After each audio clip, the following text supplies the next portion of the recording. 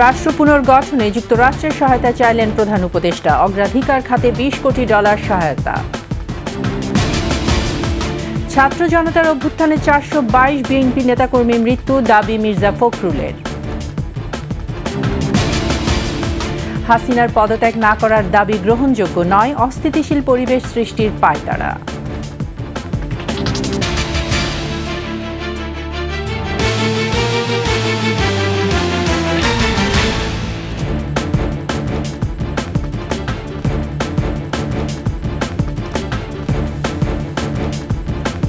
শুনছিলেন first security ইসলামী bank PLC সংবাদ শিরোনাম। আমন্ত্রণ 21 সংবাদে, সাথে আছে আমি তাইজিন রহমান। দর্শক, 21 টেলিভিশনের সংবাদ একই সাথে সরাসরি দেখতে পাবেন আমাদের ফেসবুক পেজ www.facebook.com/2124 অনলাইনে। এছাড়া সাবস্ক্রাইব করতে পারেন www.youtube.com/21etv চ্যানেলে। দেশ পুনর্গঠন, গুরুত্বপূর্ণ সংস্কার কর্মসূচি বাস্তবায়ন এবং পাচার হওয়া অর্থ ফিরিয়ে আনতে মার্কিন যুক্তরাষ্ট্রের সহযোগিতা চেয়েছেন প্রধান উপদেষ্টা ডক্টর মোহাম্মদ ইউনূস। রাষ্ট্রীয় অতিথি ভবন যমুনায় সফররত উচ্চ পর্যায়ের মার্কিন প্রতিনিধি দলের সঙ্গে বৈঠকে প্রধান উপদেষ্টা এই সহায়তা চান। অন্তর্বর্তী সরকারের চ্যালেঞ্জ উল্লেখ করে অর্থনীতি পুনর্গঠন করার পাশাপাশি আর্থিক খাতে সংস্কার এবং বিচার বিভাগ ও পুলিশের মতো প্রতিষ্ঠানগুলো কার্যকর করার উদ্যোগের কথাও জানান প্রধান উপদেষ্টা। বৈঠকে মার্কিন কর্মকর্তারা জানান, ডক্টর ইউনূস সরকারের বাস্তবায়নাধীন সংস্কার কর্মসূচিতে তারা প্রযুক্তি ও আর্থিক সহায়তা দিতে আগ্রহী। এছাড়াও আর্থিক খাতে সংস্কার, বিনিয়োগ, শ্রম পরিস্থিতি, রোহিঙ্গা সংকট এবং জাতিসংঘ সাধারণ অধিবেশনে যোগ দিতে প্রধান উপদেষ্টার নিউ ইয়র্ক সফর নিয়েও আলোচনা হয়।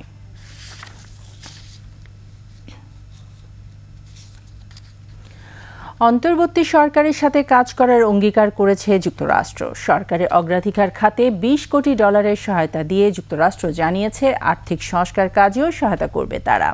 এছাড়া আলোচনা হয় মানবাধিকার সুরক্ষা, রোহিঙ্গা সংকট সহ বিভিন্ন বিষয়ে। এছাড়া পাচার হওয়া অর্থ ফেরাতে ওয়াশিংটনের সহায়তা চেয়েছে ঢাকা। নাহিদ সিরাজি নিম্মির প্রতিবেদন। দ্বাদশ জাতীয় সংসদ নির্বাচনের পর গত মে মাসে বাংলাদেশে এসেছিলেন মার্কিন পররাষ্ট্র দপ্তরের দক্ষিণ ও মধ্য এশিয়া বিষয়ক অ্যাসিস্ট্যান্ট সেক্রেটারি ডোনাল্ড লু। লক্ষ্য ছিল পূর্বের সব ভুলে সম্পর্ক জোরদারের। ছাত্র জনতার অভ্যুত্থানে অন্তর্বর্তী সরকার দায়িত্ব নেওয়ার পর লু আবারও আসলেন বাংলাদেশে। এ সফরে মার্কিন প্রতিনিধি দলের নেতৃত্ব দেন যুক্তরাষ্ট্রের অর্থ দপ্তরের সহকারী আন্ডার সেক্রেটারি ব্রেন্ট নেইম্যান। পরিবর্তিত প্রেক্ষাপটে বাংলাদেশের অর্থনৈতিক প্রবৃদ্ধি সংস্কার ইস্যুতে কাজ করতে দিনভর বৈঠক করেন তারা। বৈঠকে দেশের সার্বিক অর্থনৈতিক পরিস্থিতি সহ আর্থিক খাতের সংস্কার ও পাচার হওয়া টাকা ফিরিয়ে আনার বিষয়ে কথা হয়েছে বলে জানিয়েছেন অর্থ ও বাণিজ্য উপদেষ্টা ডক্টর সালেউদ্দিন আহমেদ। আর্থিক সংস্কার এবং আর্থিক খাতে যেগুলি সহযোগিতা এগুলি দরকার সেটা, আর দ্বিতীয়ত বাণিজ্যের ক্ষেত্রে বাণিজ্যে আমরা এক্সপোর্ট ডাইভার্সিফিকেশন এবং এক্সপোর্ট বা আমাদের বাণিজ্যের ব্যাপারে অন্যান্য কারিগরি সহায়তা বা বাজার এক্সপ্লোর করার এই সমস্ত আলোচনা হয়েছে। পরে ইউএসএআইডি ডেপুটি অ্যাসিস্ট্যান্ট অ্যাডমিনিস্ট্রেটর আঞ্জলি কৌর বলেন, যুক্তরাষ্ট্র বাংলাদেশের অন্তর্বর্তী সরকারের সাথে কাজ করবে। একই সাথে জানান, অন্তর্বর্তী সরকারের অগ্রাধিকার খাতে $200 মিলিয়ন সহায়তা প্রদানের কথা। We just signed moments ago our newest development agreement with the interim government that is for over $200 million. We have consulted, listened, and worked with the interim government, and now we're here ready to deliver with this agreement. পরে রাষ্ট্রীয় অতিথি ভবন পদ্মায় সাংবাদিকদের সাথে কথা বলেন পররাষ্ট্র সচিব জসিমউদ্দিন। জানান, দুদেশের স্বার্থ সংশ্লিষ্ট বিষয় এবং রোহিঙ্গা সংকট নিয়ে কথা হয়। বৈঠকে আমরা দুদেশের স্বাস্থ্য সংশ্লিষ্ট বিষয়গুলো নিয়ে কথাবার্তা বলেছি।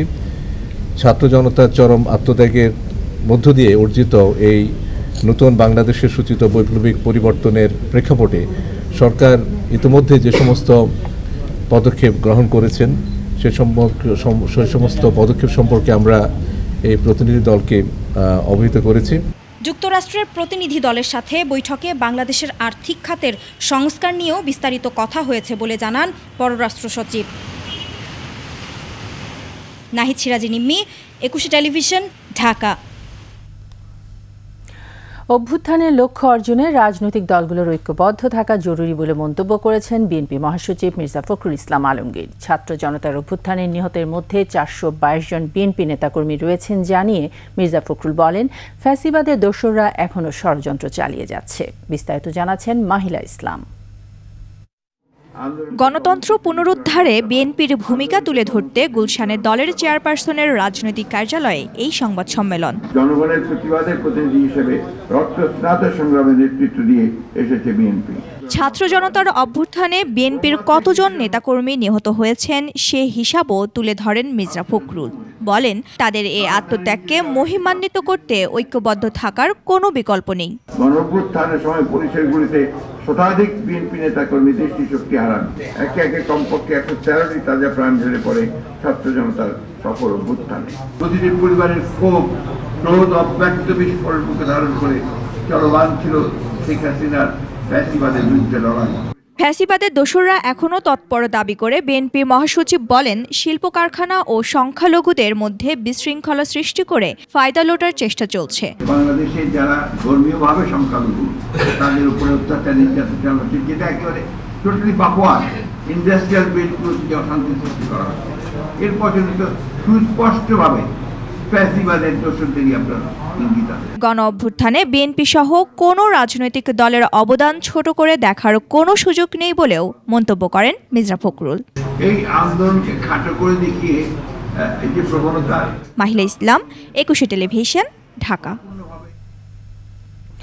ছাত্র জনতার গণ অভ্যুত্থানের মুখে দেশ ছেড়ে পালিয়ে যাওয়া শেখ হাসিনার ফোন আলাপে প্রধানমন্ত্রীর পদ থেকে তার পদত্যাগ না করার দাবি গ্রহণযোগ্য নয়, এমনটাই বলছেন রাজনীতিবিদরা। তাদের মতে হাসিনার পালিয়ে যাওয়াই প্রমাণ রয়েছে, জনগণের কাছে তিনি অপরাধী। তার এমন দাবিতে নিজ দলের নেতা কর্মীদের উজ্জীবিত করার নামে অস্থিতিশীল পরিবেশ সৃষ্টির পায়তারা চলছে। বিস্তারিত আকবর হোসেন সুমনের রিপোর্টে। পদত্যাগ করি নাই। ফোন আলাপটি ফাঁস বলে চালিয়ে দেওয়া হলেও গোয়েন্দা সংস্থার কাছে এর কোনো দালিলিক প্রমাণ নেই। নিজস্ব ব্যবস্থাপনায় সামাজিক যোগাযোগ মাধ্যমে ছড়িয়ে দেওয়া হচ্ছে এমন ফোন আলাপ। পদত্যাগের বিষয়ে ক্ষমতাচ্যুত প্রধানমন্ত্রী শেখ হাসিনা ইচ্ছাকৃতভাবে মানুষের মাঝে বিভ্রান্তি সৃষ্টি করছেন, এমন মন্তব্য রাজনীতিবিদদের। হাসিনার দেশে প্রবেশের ইঙ্গিত কিংবা কর্মীদের একত্রিত হবার আহ্বানে অস্থিতিশীল পরিবেশ সৃষ্টির উস্কানি দেয়া হচ্ছে বলে মন্তব্য তাদের। ধমক, তারপরে আশা দেয়া, আবার হতাশ করা, আবার আশা দেয়া, আবার ভালোবাসলে আসমান পরিমাণ ভালোবাসা, লাথি মারলে তাৎক্ষণিক লাথি দেয়া, তার তো একটা বৈশিষ্ট্য আগে থেকে এদেশের মানুষ পরিচিত। সেরকম একটা ইস্যু ছেড়ে দিল মাঠে, যেটা কোনো রিয়াকশন হয় কিনা।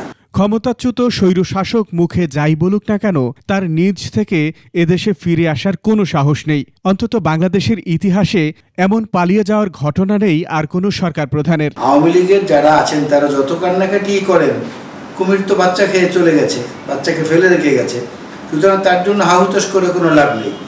নেত্রী শেখ হাসিনার রাজনৈতিক নেতৃত্বের মৃত্যু ঘটেছে, এটা নিয়ে কোনো সন্দেহের অবকাশ নেই। ওনার পদত্যাগের ঘোষণা দেয়া না দেয়া সমান মানুষের কাছে।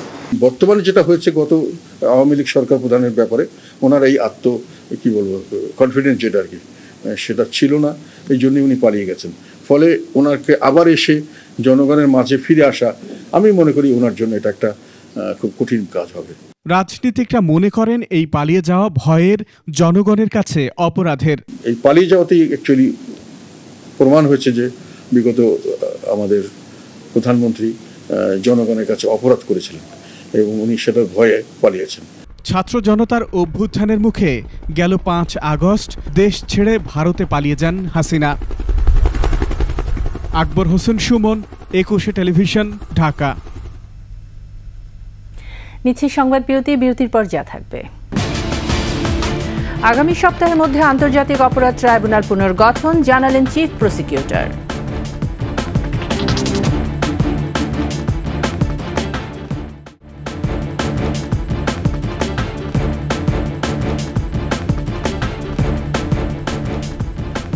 আবারও আমন্ত্রণ 21 সংবাদে। সাবেক জনপ্রশাসন মন্ত্রী ফরহাদ হোসেনের 5 দিনের রিমান্ড মঞ্জুর করেছেন আদালত। দুপুরে ঢাকার অতিরিক্ত chief metropolitan magistrate Mohammad Sanaullah এই আদেশ দেন। এর আগে শনিবার রাতে রাজধানী স্কাটন থেকে ফরহাদ হোসেনকে গ্রেফতার করে র্যাব। বিস্তারিত সুমাইয়া খানের রিপোর্টে। রাজধানীর আদাবর থানায় পোশাক শ্রমিক রুবেল হত্যা মামলায় সাবেক জনপ্রশাসন মন্ত্রী ফরহাদ হোসেনকে রোববার আদালতে হাজির করা হয়। 7 দিনের রিমান্ড আবেদন করেন আদাবর থানার পরিদর্শক আব্দুল মালেক।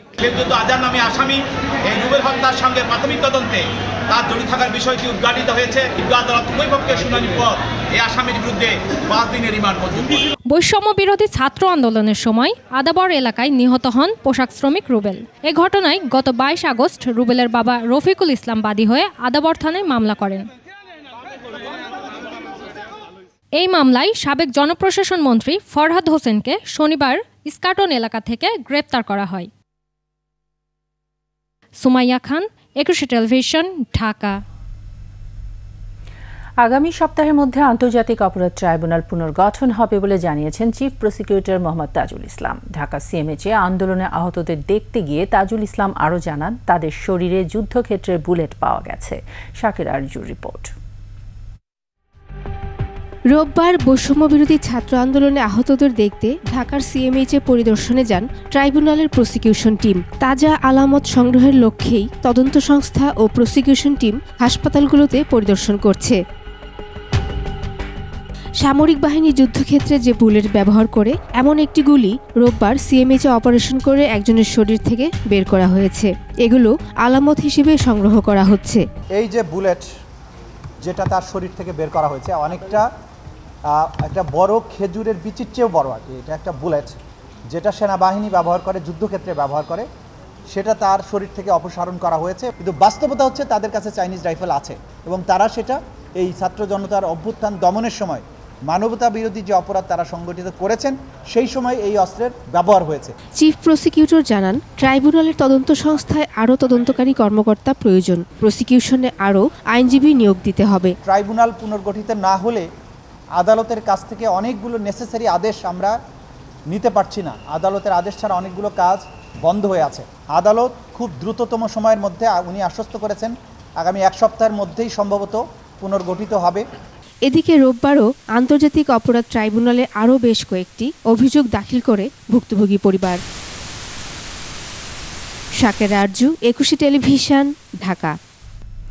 শেষ করছি 21 সংবাদ। যাবার আগে ফার্স্ট সিকিউরিটি ইসলামী ব্যাংক পিএলসি সংবাদ শিরোনামগুলো জানিয়ে দিচ্ছি আরও একবার। রাষ্ট্র পুনর্গঠনে যুক্তরাষ্ট্রের সহায়তা চাইলেন প্রধান উপদেষ্টা। অগ্রাধিকার খাতে $20 কোটি সহায়তা। ছাত্র জনতার অভ্যুত্থানে 422 বিএনপি নেতাকর্মীর মৃত্যু, দাবি মির্জা ফখরুলের।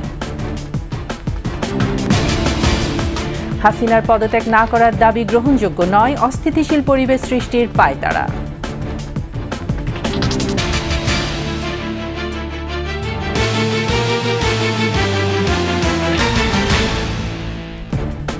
সর্বশেষ সংবাদ জানতে ডায়াল করুন 2021 নম্বরে আর ভিজিট করুন 21-tv.com এই ওয়েবসাইটে। ফেসবুকে ভিজিট করতে পারেন www.facebook.com/2124 অনলাইনে। এছাড়া সাবস্ক্রাইব করতে পারেন www.youtube.com/21etv চ্যানেলে। এতক্ষণ সঙ্গে থাকার জন্য ধন্যবাদ। পরবর্তী সংবাদ রাত 10টা 55 মিনিটে দেখার আমন্ত্রণ রইল। 21-এর সাথে।